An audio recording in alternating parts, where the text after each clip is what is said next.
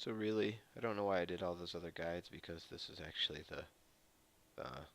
if you want to be the most efficient, this is the gear and build you should be using. Um, in my opinion anyway. I mean, I've used a ton of other builds through my time playing, and gear and everything else, and Druin showed me this build, and since then I haven't looked back. It's just super powerful, super fast. No other build that I've used or seen is as fast or as powerful as this build. Um, Actually, I didn't change this yet. So this is the one I know most about because I've been playing this one for a very long time. Um, it's very fun and efficient. And these are the skills: Fist of Thunder Quickening, Wave of Light, Wall of Light, Exploding Palm, Strong Spirit, Sweeping Wind, Inner Storm, Mantra Conviction, Overawe, Tempest Rush, Tailwind, Exalted Soul, Guardian's Path, and Seize the Initiative. This is one of those builds that is very hard to use. It's very expensive to gear for too, by the way. So, um, I mean, you can you can do a budget build, but it's not going to be as effective.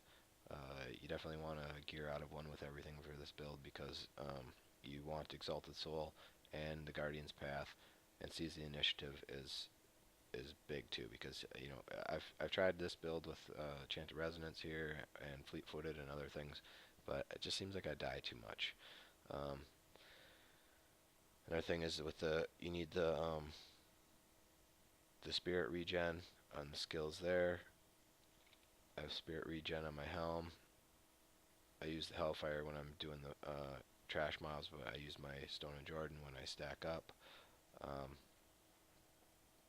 you can also use the inner chest and the inner belt for the 4-piece set, because it does suck to um, keep having to refresh your inner storm when you're or your sweeping wind when you're running between mobs. But I use I like the attack speed on my belt. Um, I crafted this really nice chest, so even if I did go with the inner belt here, I don't really want to switch out that chest. So anyway, this is the way that the build works. Basically, all you do: get your mantra up, get your sweeping wind up, go around. I don't even mess with that small of a mob. I'm at the top, so this is probably close enough to give you a good idea how this works. And this is MP10, and I do a lot of damage. You always want to dodge the Savage Beast. I might even die here, I don't know. Those charges, you just can't withstand 3 frickin' Savage Beast elites charging you all at once if you don't have Serenity. So I get the stuff up, the Sweeping Wind and the mantra up. If it falls off, I just tag something quick. Try to anyway. And you just Tempest Rush. I mean, look how much faster I'm moving around between stuff than I normally would. And that goes back to what I was saying earlier about effective DPS. Also, Exploding Palm is a huge effective DPS skill. Tag something else. Okay, so then I pop the mantra. At the same time, I start dropping bells, and everything dies. And then I'm just on to the next mob already. Always be mindful of Sweeping Wind dropping off, and just try to hit something before it does, or else you have to spend the spirit. So, and you can see I just run by small stuff till I group up a decent size, decent group here. This is probably getting close to enough. Probably lost a few stragglers. So I just tag about 3 to 4 of these while I'm in there. I hit my mantra, and then I drop a bell.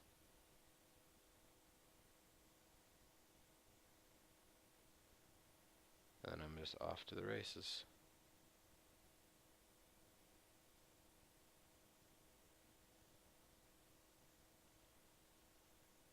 Druin is a monk on the forums.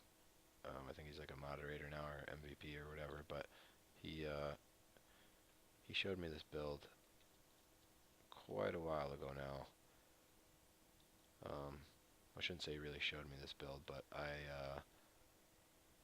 the last build I showed you was the build that I came up with, and I was like, wow, this thing really rocks. And so I put on the forums, you know, that to show the build, and Druin came on the thread and was like, you know, you do that build very well and stuff, but Exploding Palm, you know, bells is not a new thing, and buddy of mine was working on it quite a while ago, but he got banned, and so then Druin took up the burden of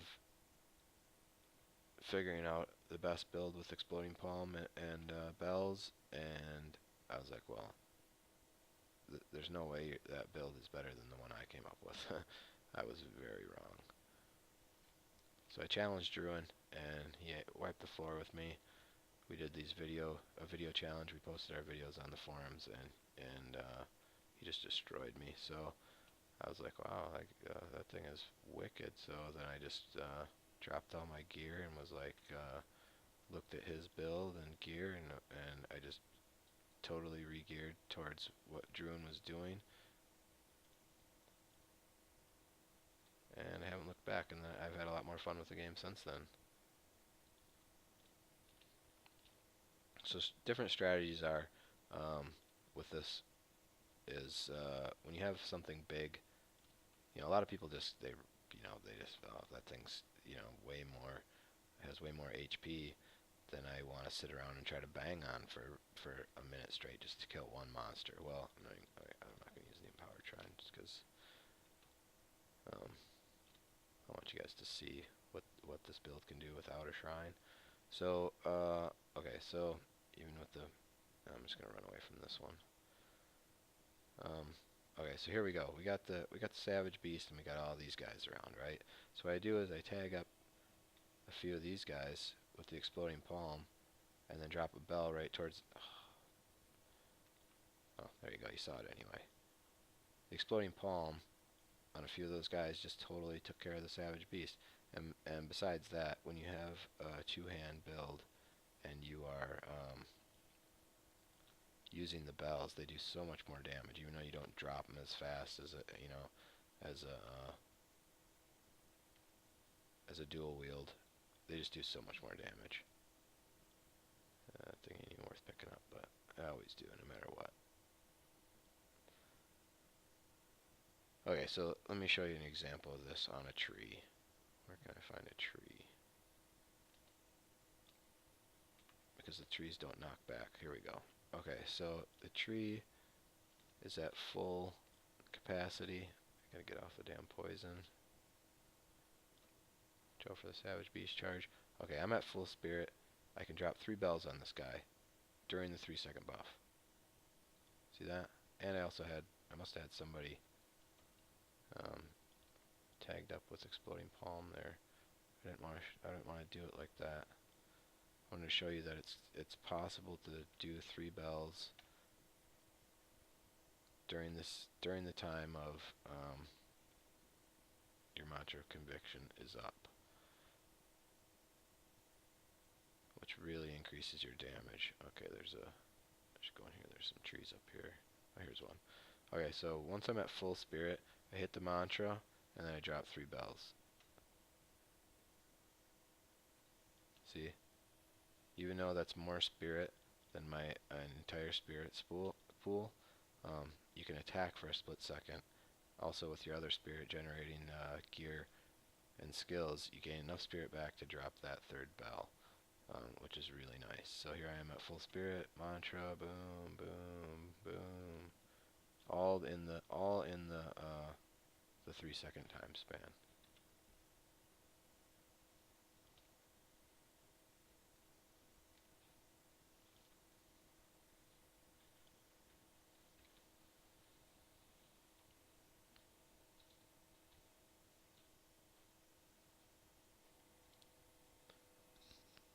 Alright guys, here's the final build I'm going to go over in this guide. It's called zdps or 0 DPS. You're strictly a support monk. You just tank mobs and buff all the other players in your group. So the way this build works is you need high EHP, as high as you can get, and a lot of life on hit. Also, you need attack speed and crit chance. You need the crit chance because you use Crippling Wave, Rising Tide, and the crit hits generate 5 spirit for each target hit. So the higher the crit chance, the more spirit you can generate. As you can see, I went all Vitality gems on everything because, like I said, this build does absolutely no damage. I shouldn't say no damage. You do a little bit of damage, but you're not going to kill things very fast at all, especially on MP10. So first of all, I'm going to talk about the different sets you want to get for this build. It's Blackthorn's Jousting Mail and Blackthorn's Duncraig Cross. The set bonus is 100 Vitality, plus both of them have Life on Hit on them. And what I do with the amulet is I get Vitality on it and crit chance. The Life on Hit and the percent life on this are native to this amulet, and on the pants, Life on Hit, percent life, Vitality are all native on this as well. The thing about the Blackthorn's Jousting Mail, you really have two choices. You can get the two-socketed pants, or you can get the very high Vitality without sockets. You can get over 300 Vitality on these pants, but you won't have any sockets because it's your double rolling Vitality, or maybe even triple rolling Vitality, because each one of the sockets is a random roll. So with that in mind, you know, within your budget, you'll just have to figure out what you can afford for that. With the Mortal King's Irons and the Eternal Rain, you get the 60 resistance to all elements set bonus. Also, you want to go with the highest Vitality you can afford on the chest, and you want to go with some sort of EHP on the gloves as well. I went with Vitality on here. Another set you want is the Bloody Footprints and Reflection with Nataya's set. So what that gives you is 7 more crit chance, and like I said, you want high crit chance on this build so that you can produce as much spirit as possible. In the other areas, the Sledge Fist, you can get this with a socket so that you can socket it with a Life on Hit gem, but they're very expensive. I just checked the auction house before I started this video, and it was 137 mil for the cheapest one with a socket. It's not necessary. I just supplement my Life on Hit on a ring instead. And then what I use in this slot is a dagger with Life on Hit, increased attack speed, and a socket. Other people use like Azarath here, or another legendary. It's like the Bone Saber of something. Those are pretty expensive too to have sockets in. Azarath doesn't roll a socket. It's impossible to have a socket in that sword. But with that sword, it has really high attack speed and it has chance to freeze. So that's one option in this slot. What you want on your bracers and shoulders are super high EHP. I don't have a crafted bracer with any Vitality on it that rivals this one as far as crit chance and resist. This is a pretty nice EHP shoulder. Vitality, all resist, life percent, and armor. That's a pretty good. That's pretty. I think that's more EHP than what a Vile Ward would give you, or it's actually, it's definitely comparable. So on your helm, I would say you don't need the spirit regen and you don't need the high dexterity. So on your helm, you could go a lot lower dexterity to keep your price down, and just go with a high Vitality, high all resist, high crit chance on your helm. You could also go the Mempo route because you don't need the set bonus of the inner set. So you could just go with switch out the crit chance for attack speed, unless you have the coin to buy a crit chance Mempo here. But that's definitely going above and beyond for a zdps monk. The belt that's a decent belt. This is pretty expensive actually, compared to what you'd want to buy for your 0 DPS monk. I would say you definitely want the witching hour, but this is definitely more expensive than what you really want to pay for a 0 DPS monk. I mean, you can pay a huge amount for a 0 DPS monk if that's what you want, but it's not going to be that much more effective than a cheaper one anyway. So um, with that in mind, just keep your budget in mind and just buy gear as you can. So I think that's it on gear. The way this monk works is it's completely a support monk. Implosion, Cyclone Strike is implosion is the number one thing you want, as well as Mantra of Conviction. Those two skills are you're grouping up the mobs and you're buffing everyone else. The Exploding Palm is a huge bonus for damage to the group. It has nothing to do with your own damage. It bases its damage off of health of the monsters you're killing. So Dashing Strike, absolutely, 100% you need it. I actually have this on here, but you don't need it. I mean, you could use it, but more people actually go with this right here.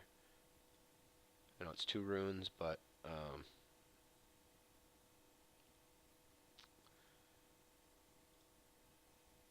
with Guiding Light and Mantra of Healing combined, does 20% more damage when you heal another player. So, and it lasts the whole time. So all you need to do is hit the mantra once, and then you can switch back to your Mantra of Conviction, and for 15 seconds it'll buff the group. As long as someone was not at full health, um, it'll buff the group for 20% more damage. So what you just do is you come up into a mob, everyone gets there, you hit your mantra, and then you go back to that just instantly. It's that quick. So another build to do with this, I mean, these are all required pretty much. I mean, there's a little bit of wiggle room if you want to try something else, but this is what has been pretty much decided by all the ZDPS monks as the main skills. Flesh is weak. Some people change it out for strong spirit, but I don't think it's necessary really. Um, so if you wanted to go with something else here, you could go with the with more healing of your group. You could go with blinding them for more crowd control. Serenity, if if things are getting a little hairy, you can go with the one that extends to your allies. Inner Sanctuary, that does repel enemies and fears them for a second, but it'll do 15% more damage for everyone that's inside Inner Sanctuary, and as soon as you hit Inner Sanctuary, you can cyclone them back in.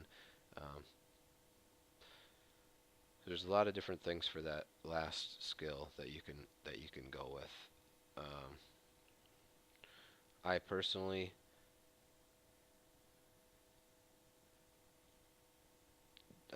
don't think I'm not a real big fan of this because it doesn't always work. I mean, most of the time everyone's at 100% life anyway. I mean, a lot of the time.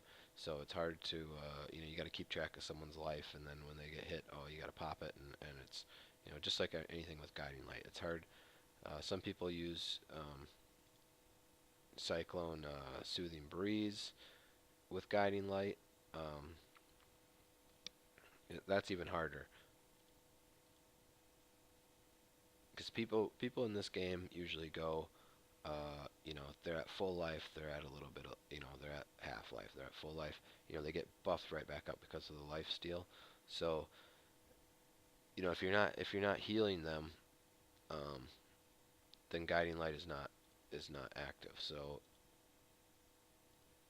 I mean, someone might argue that that it is, or that it's more, that it works really well, or they have a group that maybe they've been doing it a long time, that they've just gotten used to watching or finding, making it work for them. But there's already a lot of stuff you got to be looking at here with your mantra buff. You always got to keep that up. That's the number one important thing. Then your cycloning and your palming, and so uh, a lot of people use serenity or blind or breath in that slot. You can do whatever you want with it. Doesn't really matter. I don't use sweeping wind because it doesn't really help.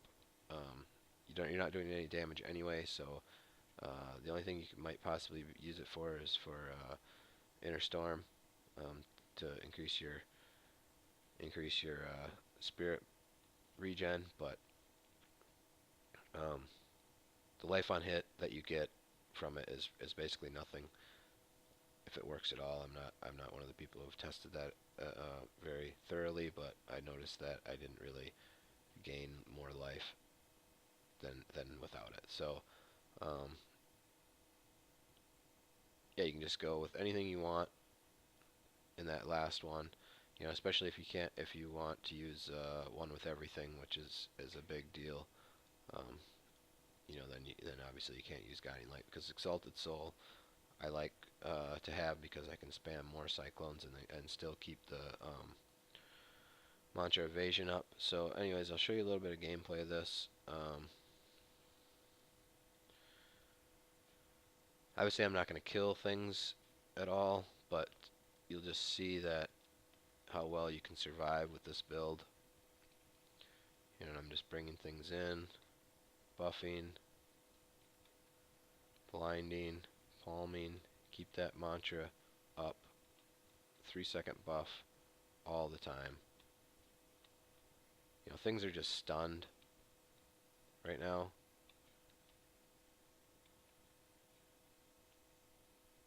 And as you can see how effective this would be, I have these guys palmed, I have them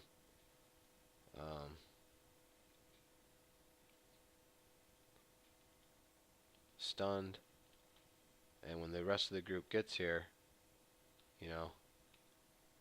everything would just die like that. But it'll be so much quicker. That took me a long time. So with the rest of the group doing mass damage because I'm buffing them with the mantra and I'm keeping everything stunned, no one has to kite, no one has to do anything except their mass damage skills.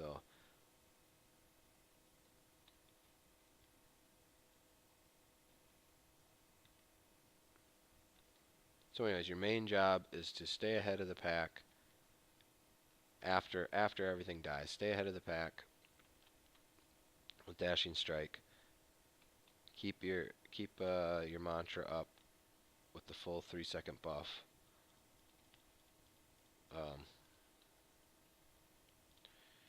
Even though I have a crap ton of EHP, I still can't just sit on top of a poison pod. I mean, one maybe. I think I'm on top. Oh, I got knocked off.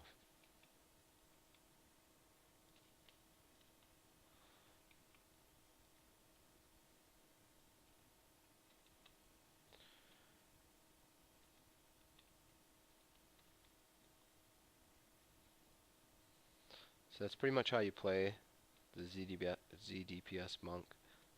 Just keep the buff up, keep monsters palmed, and keep implosion. Keep keep them all together. Wow, what is that? Maybe some vials.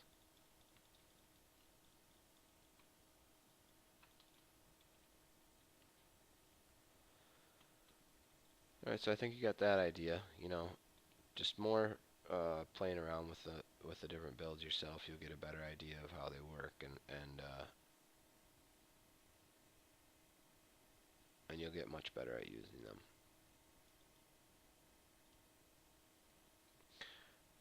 So I really hope this guide helped a lot of you guys out. I know I'm not the best speaker, but I just wanted to try and explain things a little better using the game instead of just typing things out, where I could you know, point at stuff and show you guys show you guys you know, how things work a little bit better. Um, I hope this guide really helps you guys out.